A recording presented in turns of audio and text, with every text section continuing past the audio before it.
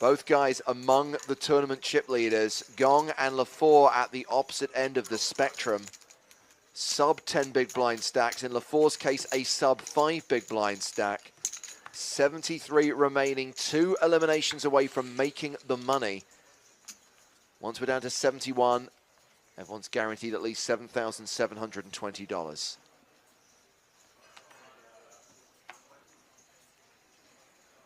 Thomas Lefort big blinds. Here comes Luca.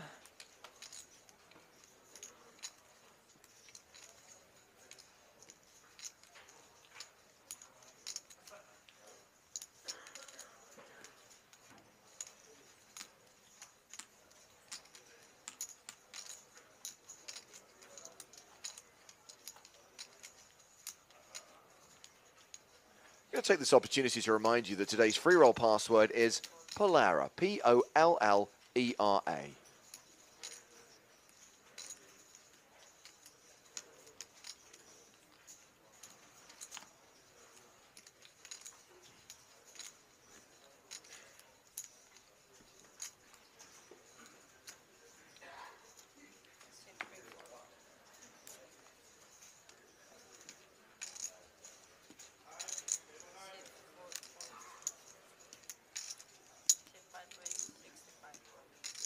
Hold it around to Tito, and he's raising again. 6,500. Timofeev is determined to beat this guy in a pot. He is determined to get some of those chips back. He re-raises from the button. It's a 3-bet to 20,000. Jeff says, I hope this dynamic goes on all day. So fun to watch Tito versus Timofeev.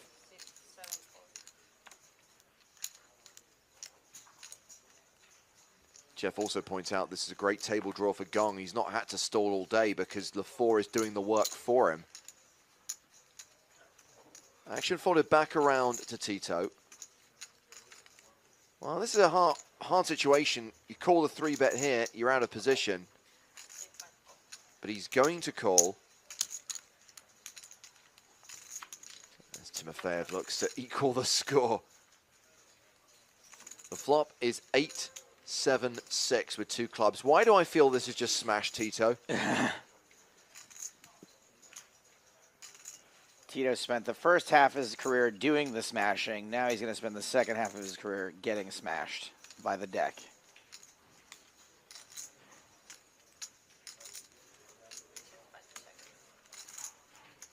Action check to Timofeev.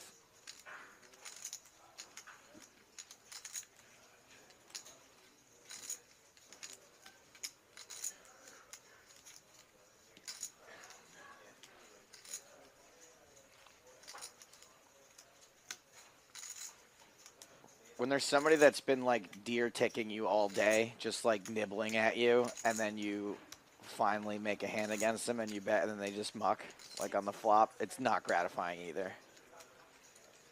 Like when Tito just folds here, it's not like you feel vindicated. It's about a 35,000 from Timofeev. Why so serious?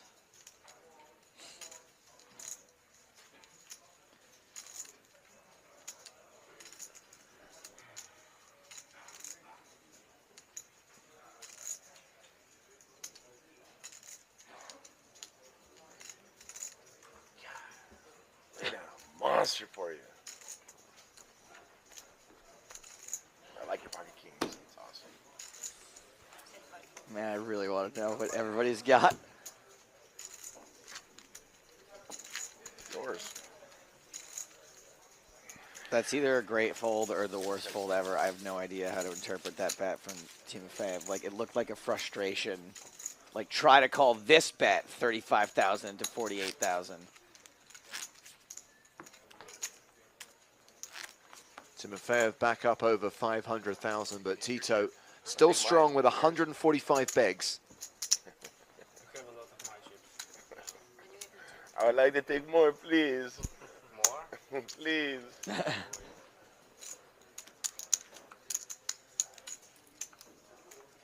With 25 minutes on the clock, I'm starting to wonder if we will actually burst the bubble this level.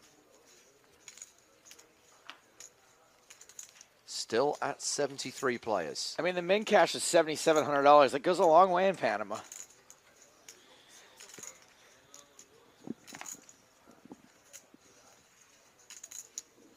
It makes sense that there's just probably inordinate stalling at every table. Yeah. Well, I mean, you know, we've talked yesterday extensively about the fact that this is a smaller field than we're used to on the tour, 366 players, but apparently this is an impressive field for a $5,000 tournament in this part of the world.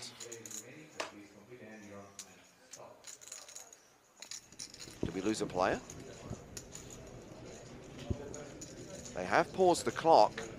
This would be great if he was going to call out a bunch of stallers. You're stalling too much. You're stalling. And then he drops 2 microphones.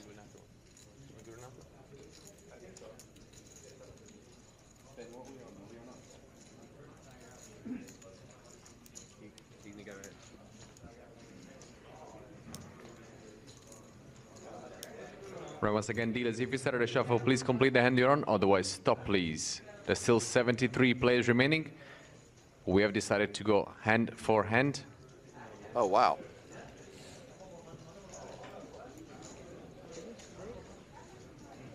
We're just waiting for all the hands to finish at the table.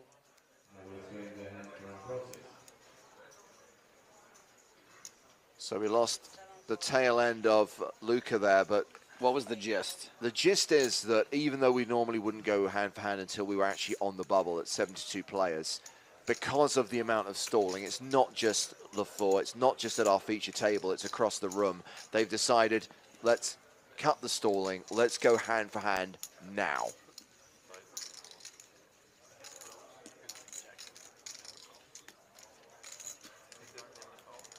I love it when they do that and then players stall anyway. It's like, no, you don't have to do that anymore.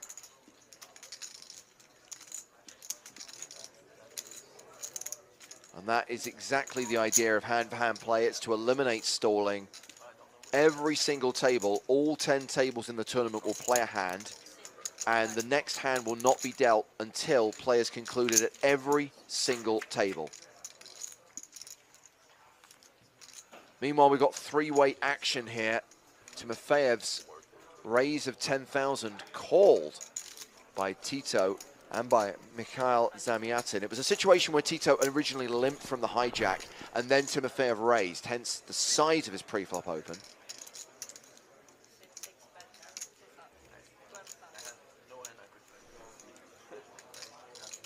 I think Timofeev has continued for 12,000, sure enough.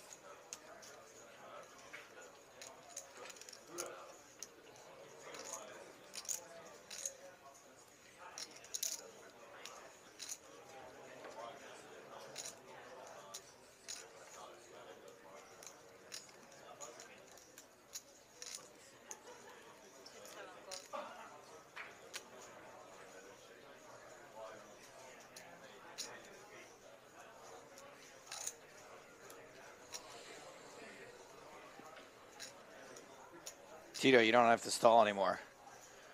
So Zamyatin is called, Tito folds, heads up to the turn.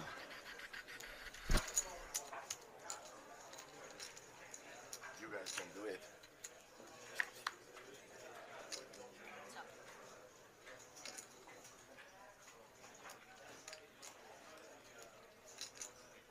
This guy's nickname is Staller. Yeah, I know. It's like he's trying to make it through the time. You get cards, go. Don't.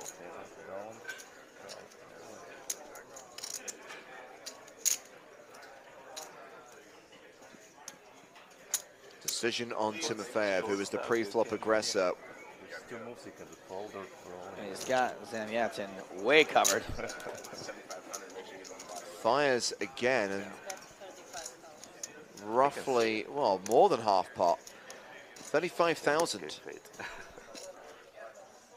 I think he's got to rep this ace on the turn,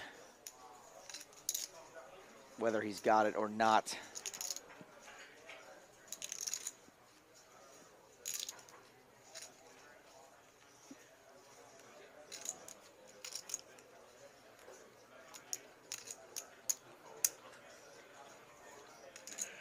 It's a lot harder, I think, to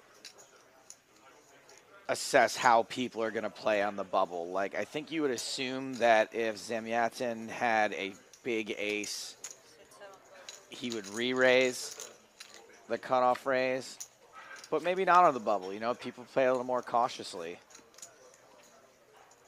6 of diamonds completes the board.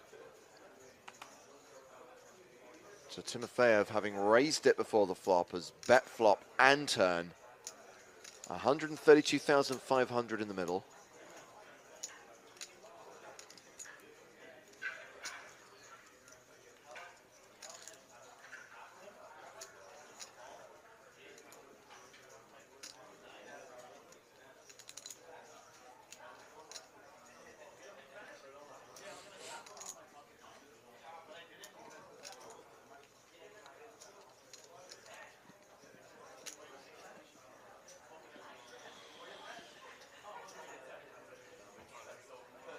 And Timofeev has bet river as well. He said all in, yeah.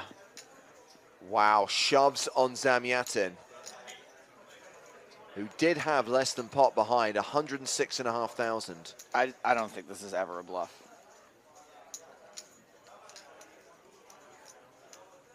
What is Zamyatin calling turn with?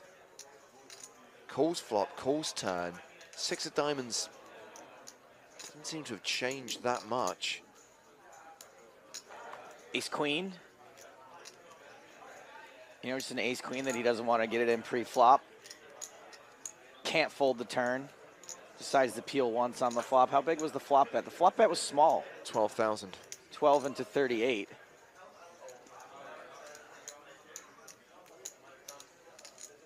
Maybe even ace 10. Well, he looks remarkably calm for a guy who's facing a decision for his entire tournament.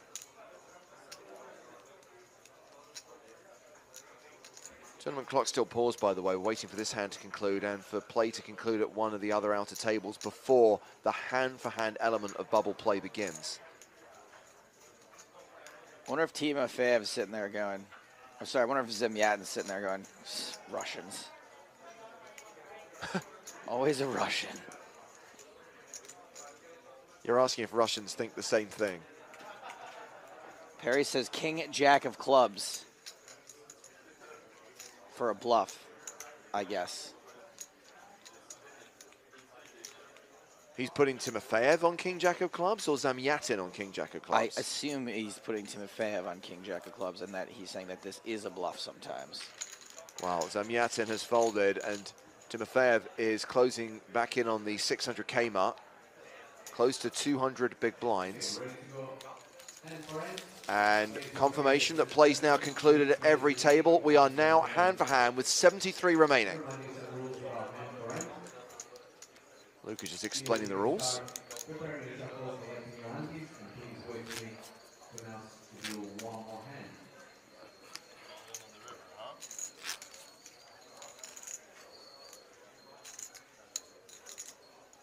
If there's only one call, you guys please carry on announcing it. And please carry on. Players, we only ask you to keep your cards face down. And we ask you not to talk about your hand.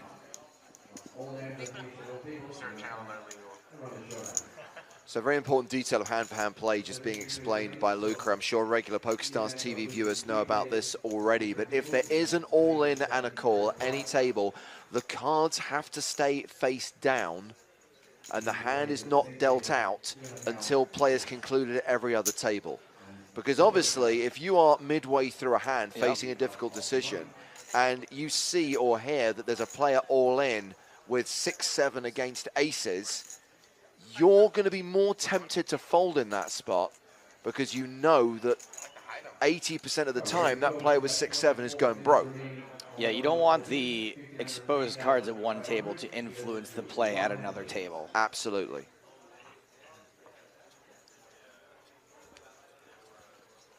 So clock's running again. We are now hand for hand. Not officially on the bubble, 2 away from making the money. The clock will pause again when we lose a player in 73rd place. That's when we'll break table 10. We'll be down to 9 tables of 8. And then we'll continue playing hand for hand until we lose a player in 72nd place and start paying everyone else. Of course, there is the prospect of a chop bubble if there's 2 eliminations on different tables. We've seen it before. We've seen pretty much everything on the bubble. Yeah, I don't know what new stuff we could see at this point.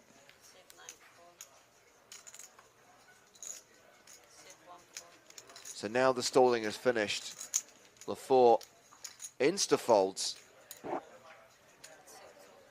And this hand is raise and take it for Denis Timofeev. And understandably, Lefort, who's now down to 2 big blinds, is taking a look around the room, seeing what the state of play is. The blinds have just gone through him. So he's going to be paying the ante of 500, but he's not going to have to pay the blinds for a while now.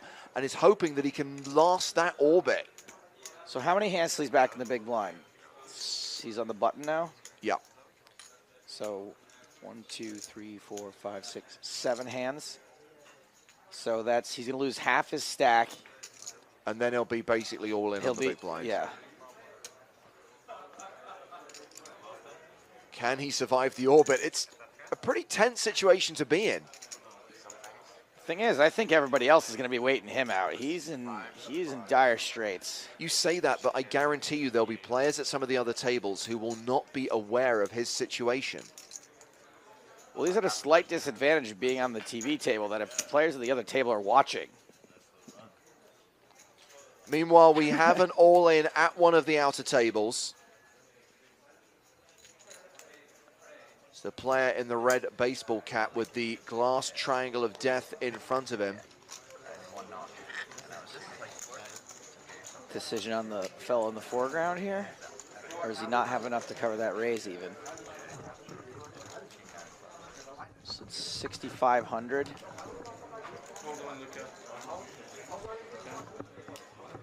Yeah, maybe a situation where it's a call all in. It does look like that. Yeah, so all in and a call, but as previously explained, the cards will remain face down until play concludes at every single table.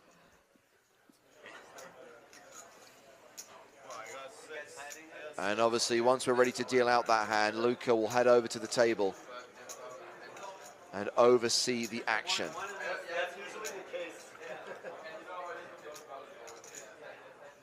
So one all-in and a call that we're aware of. Just waiting to see if there's any other significant action at any of the other tables.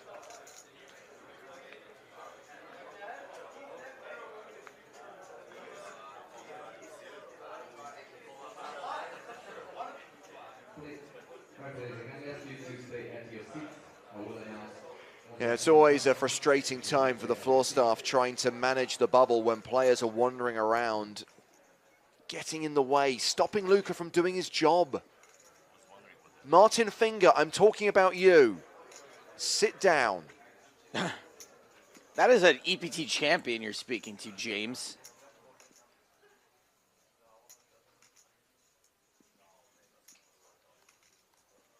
Okay, Luca, what's the situation?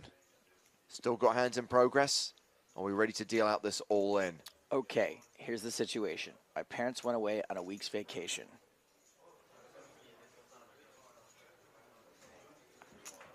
So the player in the red hat who's all in at that hand at the outer table is Jordan Sakuchi. It's Alberto Matias who has called the all in. Jordan, the player at risk.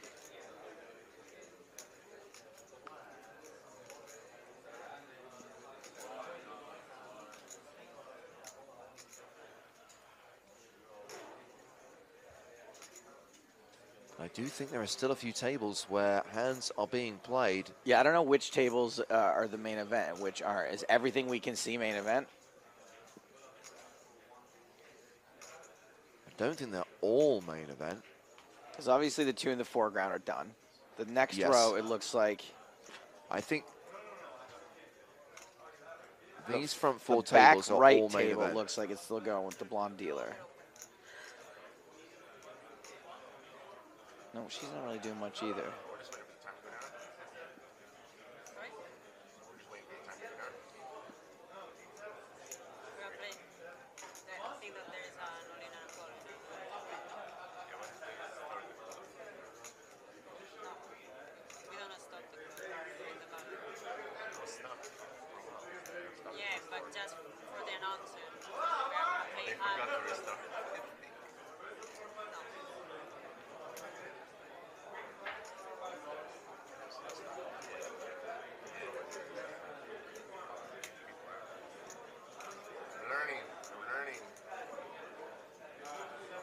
So if you have just joined us on PokerStars TV, welcome. We are on day 3 of the main event here in Panama. Closing in on the bubble with 73 players remaining. We've already gone hand for hand because of excessive stalling at some tables. And we have at least one all-in and a call, and we're waiting for play to conclude at one of the other outer tables before that all-in is dealt out.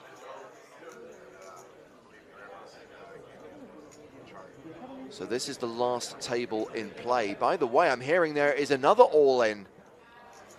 Good news. Good news for Thomas Lefort. Yeah, Daniel Edes is the player all-in and at risk. Vincent Alivato, the other player. Now, this hand has to conclude first, and then we will deal out the 2 all-ins. We'll be going back to table Red Hat. We'll be going back to Jordan Sakuchi as soon as this hand concludes.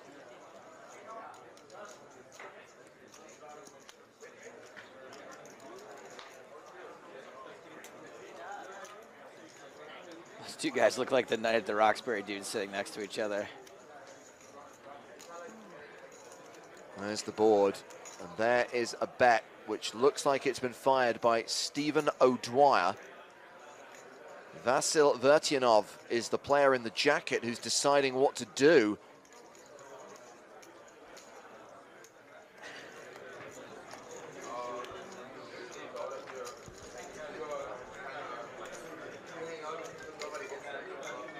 Not now, Mom.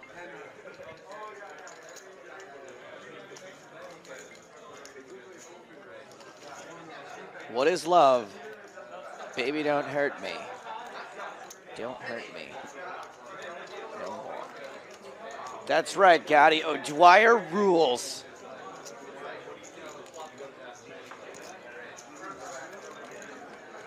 Well, Vertyanov seems to have counted out the bet, but of course has not yet called it. Right, and this is not an all-in either. So he folds. O'Dwyer wins that hand. Players now concluded at every table, bar the 2 tables where we have all-ins. So Luke is going to head over to the table where Jordan Sakuchi is at risk against Alberto Matias. Rock and roll Sakuchi Q. Please, gentlemen. Jordan, our only player, shows King 8, 11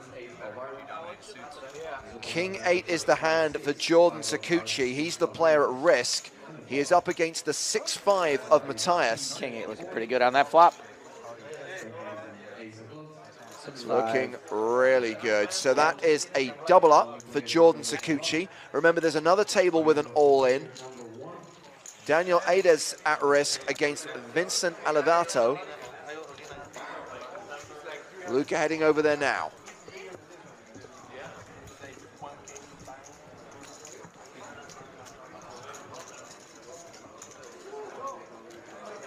We're on table number 1. Please.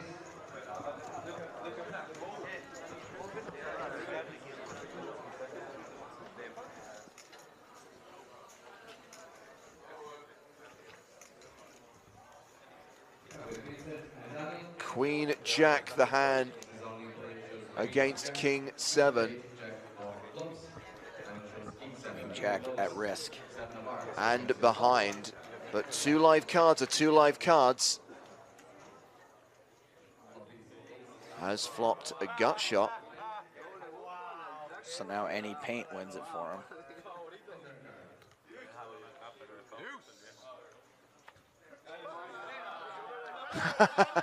There is the straight on the turn.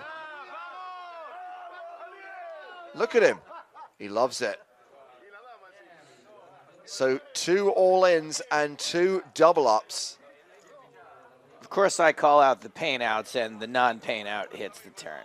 Wonderful. So we are going to play on with 73 players remaining. That, by the way, was only the first hand of hand-for-hand play. Action. Welcome to the jungle. Literally. Panama's got quite a bit of jungle, I think. It does indeed.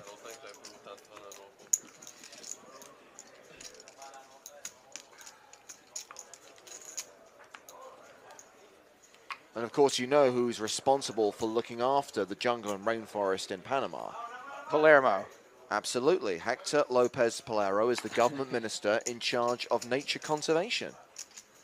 And he is the reason why I don't, you know what? I don't today's even care. free roll Nope. password is Polera, P-O-L-L-E-R-A. Sorry.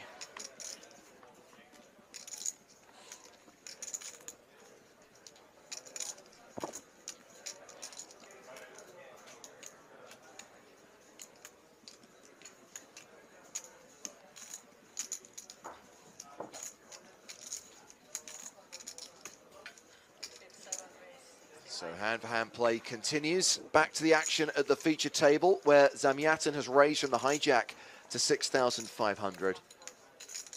Every single bet now is all in to call for Lefort. Desperately hoping to survive this orbit.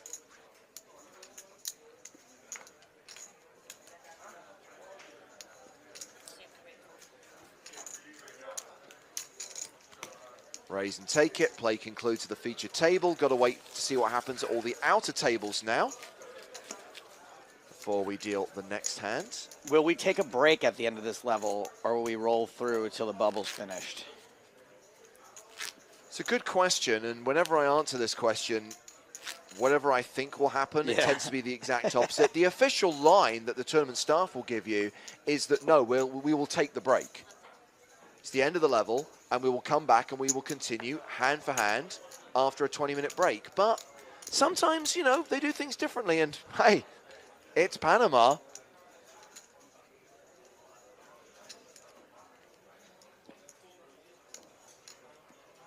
Forget it, man. It's Panama town. Peter Blow has just tuned in. He says, I love it because I'm at home in time for the bubble.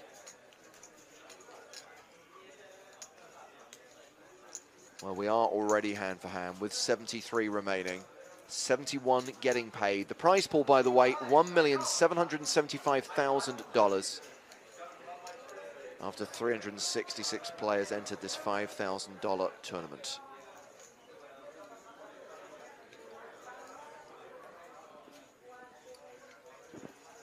A reminder that once we are wrapped here in Panama, the next leg of the PokerStars Championship is Mikhail, the City of Dreams, running from the 30th of this month to the 9th of April. Qualifiers still running. Just search for Mikhail in the tournament lobby, and while you are in that lobby, don't forget to register for today's PokerStars TV free roll. We've joked about the password. It is on the screen, Polera, P-O-L-L-E-R-A. If you register for that game, there's $2,000 in the prize pool. Should I try again? There are $2,000 in the prize pool. Yeah, I don't. There are also $100 bounties on the English commentators, who hopefully you can hear if they keep our mics faded up.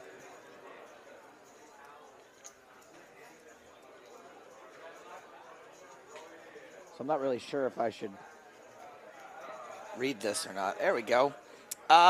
Interesting question from Balsto. On Twitch. Not exactly the way he's posed it, but I think there's an interesting addendum to it. He says, what do you do if you're the short stack and it's unopened to you and you have aces with sub 2 big blinds? Now, I think that's very easy. You get it in.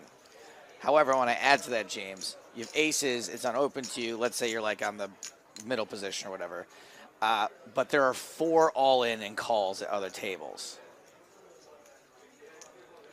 Oh.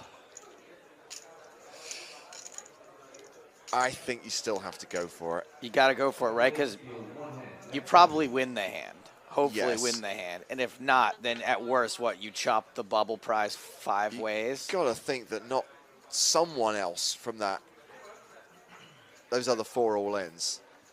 You got to hope that at least one of them, if not 2 of them, lose. Well, no, you don't really want them to. Well, you don't want them all to lose. Because if you lose, then you chop the bubble 4 ways. I see. Oh. So you want one of them to lose. Stop making my head hurt. you want exactly one. Well, 2 in this situation, you want 2 to lose. Yes. Anywho, no all-ins obviously on that last hand, so we're back in action with Tito raising under the gun.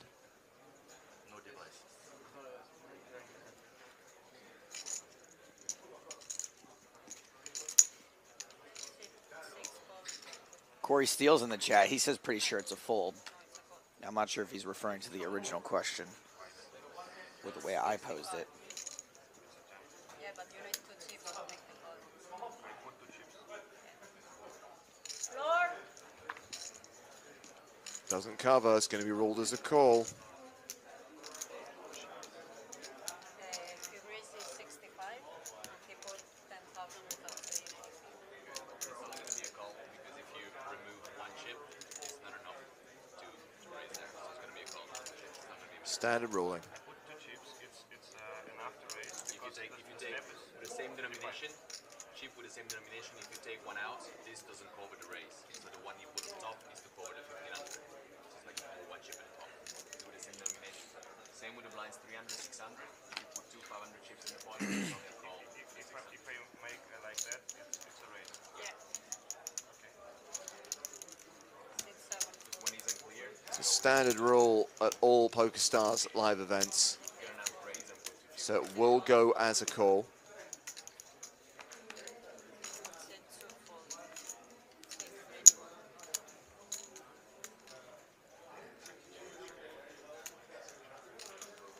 So Timofeev, we know, intended to 3-bet, Sit 4 call. but it was ruled a call.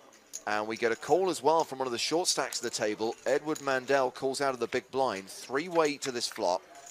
3 players. And that flop is ace high.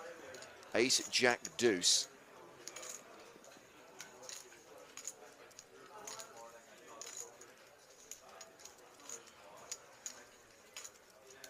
C4 check.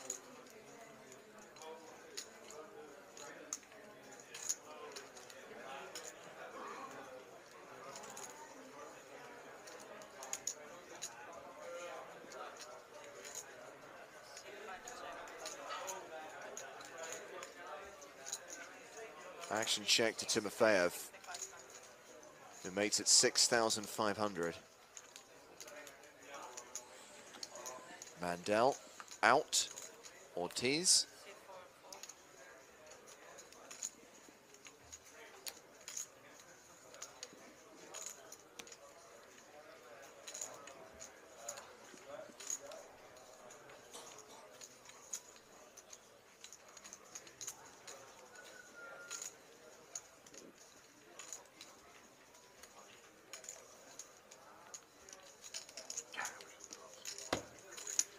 You know what I like best about Tito? He's having fun. He's having a blast out there.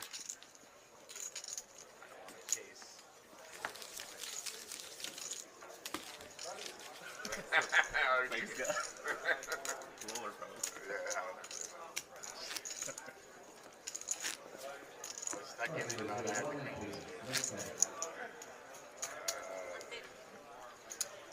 It's like those ones, like So I it's play saving. blackjack, it's like I chase and stop chasing. Something like that. It feels like some chips. Opening this card.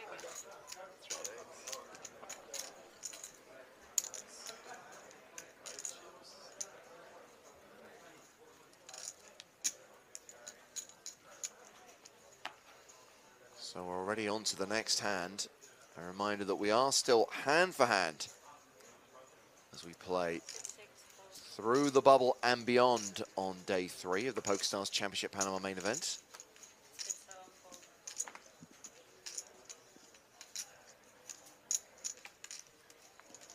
Sit 8 fold.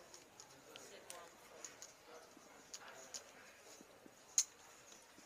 Sit 2 raise 65. Sit 3 fold. Well, the raise this time has come from Roman Pavliuk. 6.5 minutes officially left on this level. We think, we assume that we will be going on break at the end of this level, coming back and continuing hand-for-hand play. Sit 5. It's going to be a long break for Thomas Lefort if he makes it. Tito defends his big blind, heads up to the flop. which is ace, king, 10. Again, all strawberries.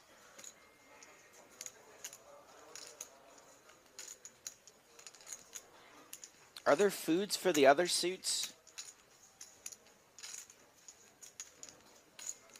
Broccoli? Yeah, I think you can definitely have broccoli. I guess...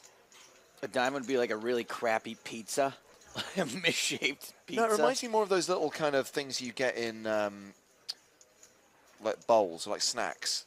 What do you call it? Like those, cheese nips? No. Gardettos? What do you call it when you've got like a bowl of like nuts and stuff? Bar mix? Yes, bar mix. It looks like the little triangles from bar mix. Just the indiscriminate thing in bar mix that you're like, I don't know what this is, but it's crunchy and it's salty. And it looks like a diamond. I'll give you that one. What about a spade? What is that? Ooh. Like an eclair? Or maybe a bear claw?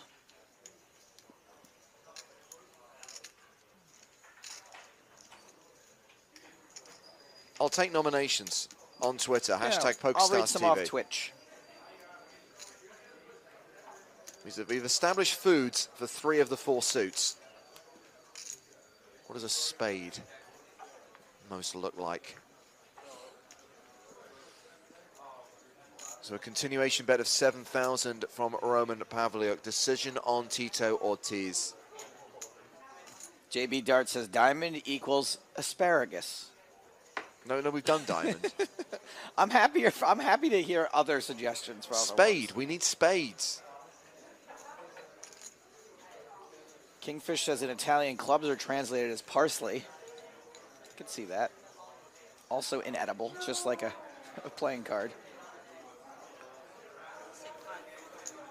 Tito folds. So we have had confirmation from the tournament staff that the break is happening in 4 minutes' time. Unless, of course, we end up in some ridiculous situation. Now, Caboose has named a food that there's no way James Hardigan would ever eat. But he says a spade is a habanero pepper. Meanwhile, we have gotten all in at one of the outer tables. Let's do it. Sebastian Echeverria at risk. Called by Jejko Kuzmicic.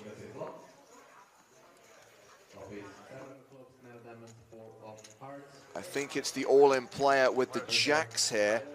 And there is an ace on the turn. So we have lost a player.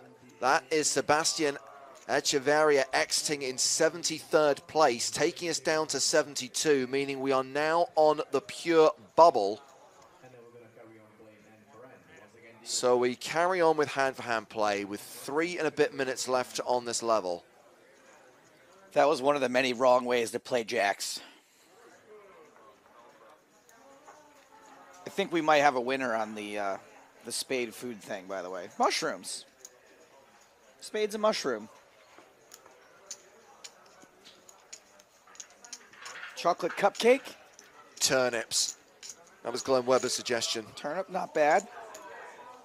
Now, of course, the clock's going to be paused now because they have to break a table. We've mentioned this a few times. When we are on the pure bubble, look at Thomas Lefort's stat, by the way, we always have even tables. So we can have 9 tables of 8. So once table 10 has been broken and players have taken their new seat assignments, we will carry on. Once this level reaches its end, assuming that we are still at 72 players, still on the bubble, we will go on break. We will come back from break with the blinds up and still hand for hand.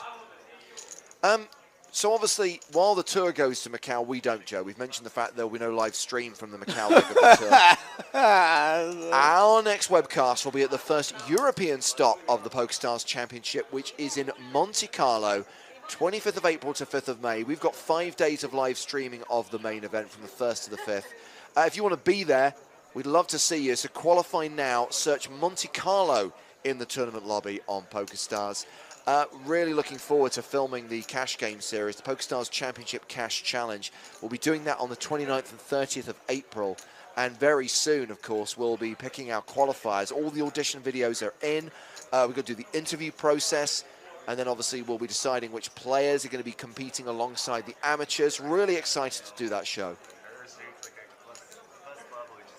I'm excited to do a Monaco stop that isn't the grand final. Just part of the tour now.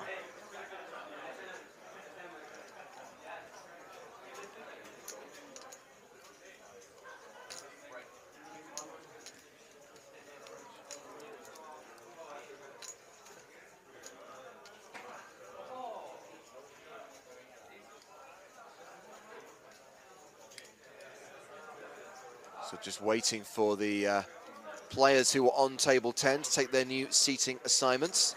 Luca making sure that everyone is in position and ready to play the next hand.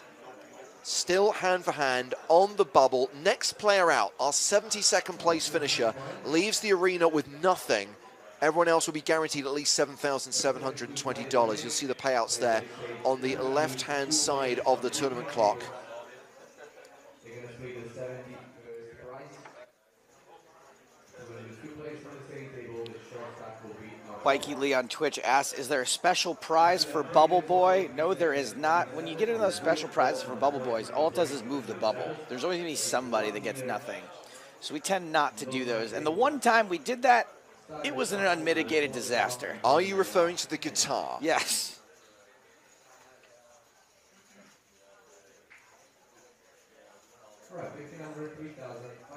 Okay, here we go. So probably be able to play 1 or 2 more hands at 1,500, 3,000.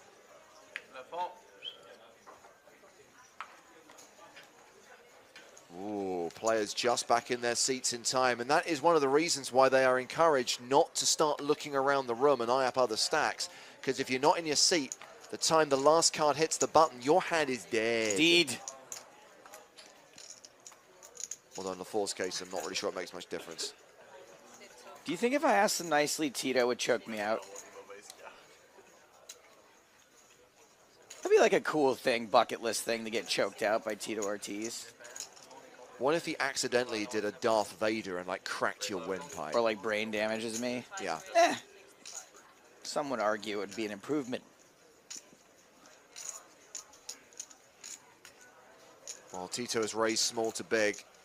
Once again, it's a tangle of the 2 biggest stacks of the table. Tito versus Timofeev. And it's a re-raise. He gets it right this time. A 3-bet to 20,000. Tito, Timo. Timo, Tito.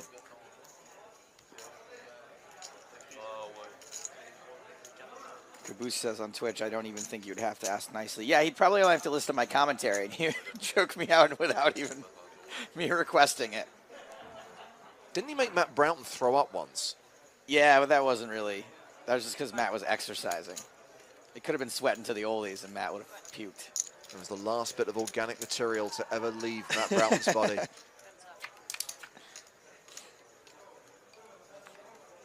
Jack 10-9 on the flop. Tito called the 3-bet. He's checked the action to the man with the pre-flop betting lead. Timofeev checks behind. We get the 6 of diamonds on the turn. 2 flush draws out there now.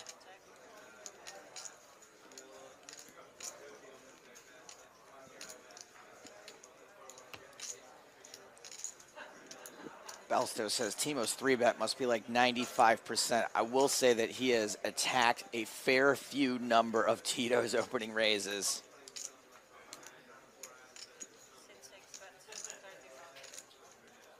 And it looks like he's figured out the strategy for playing against Tito now. This is what great poker players do. They adjust.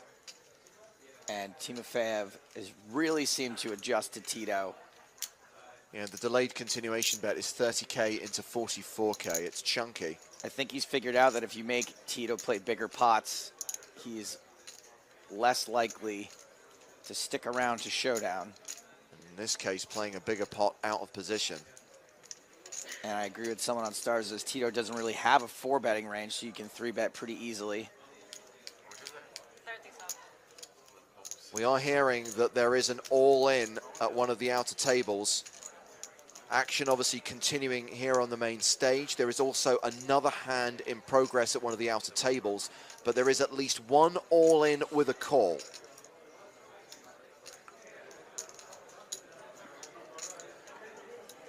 All right, players, we're running in 3 seconds. We're going to have a 20-minute break. We're going to pause the clock and we're going to So you might have just heard Luca in the background there saying that there will be another hand played after this. Even though the tournament clock has officially ticked into the break, there will be one more hand played after this. Wow. Tito puts in a chunk of blue, calls the bet of 30,000. This hand going to the river. I wonder what he has to think that long about. Draw. People are usually really quick to call with their draws. It's the 5 of clubs, which doesn't look like it's changed anything. Tito quickly checks the action to Timofeev. Maybe a 10. Maybe he's just thinking that long with a 10. I just wonder if he can station turn and river bets. And my guess is that Timofeev is not going to let him off easy here.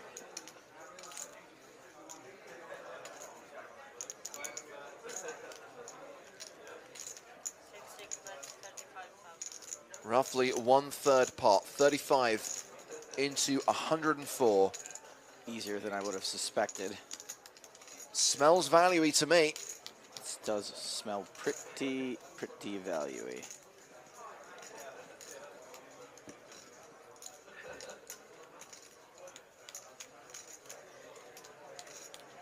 See, the thing I think that Timofeev has figured out is that he doesn't really have to worry about getting raised by Tito.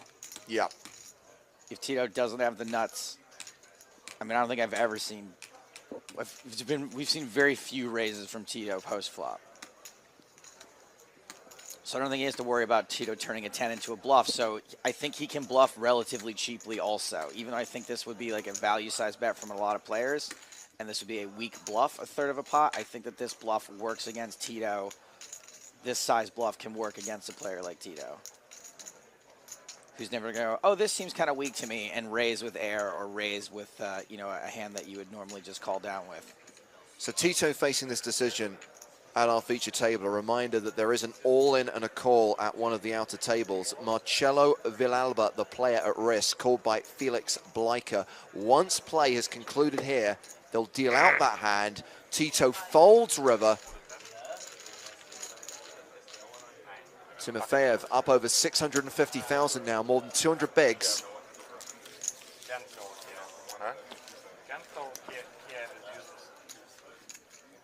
So I assume if the all-in and call results in a bust out, we will not play one more hand. Regardless of whether the bubble bursts or not, we're going to play one more hand at 1,500, 3,000. Huh. So let's get to it. Marcelo Villalba at risk, called by Felix Bleicher. Gents, please. Our all-in player Marcelo shows pocket queens, Lady Kings, queen of spades, queen of hearts, and Felix shows pocket tens, 2 red tens. Looking good for the all-in player. An 80% favorite to double up. Bigger favorite now.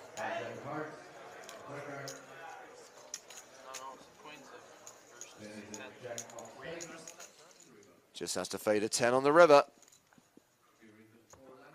Queens hold, and Villalba doubles up through Bleicher. So here we go, one more hand at this blind level. Then, even though we are on the pure bubble, we will still take a break. When we come back from break, the blinds will be up, and we will continue hand for hand. We will continue to try and burst this bubble.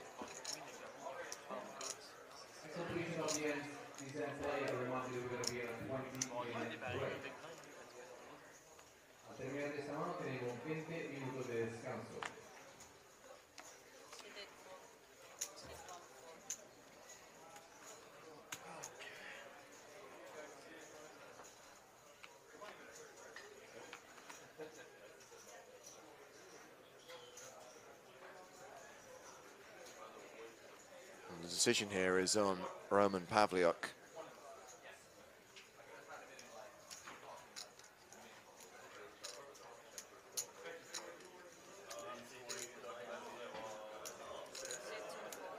He folds. Samuel Gagnon is out. Edward Mandel, who currently has just 7 big blinds. Mind you, that's 6 more big blinds than Thomas Lefort, who's down to 1 big. And look at the actions coming around to him. How much did he want a 10 on the river that last hand? Real bad. So Tito limps the button. Timofeev completes from the small blind. Zamyatin checks his option. 3 players at the feature table go to the flop, which is 9-8-5. 2 spade board. Action check to Tito. He's betting. 2 blue chips, 10,000. A fold from one Russian, a fold from the other. Tito wins the last hand of the level on the main stage. He is playing a very comfortable 366,000. Obviously, there are plenty of players in the danger zone right now. Danger zone. Scratch that, extreme danger zone. Extreme danger zone. None more extremely in the danger zone area than Thomas Lefort. Just one big blind. And he is going to be in the big blind the next hand. Not the very next hand, but the second one when we get back. Listen to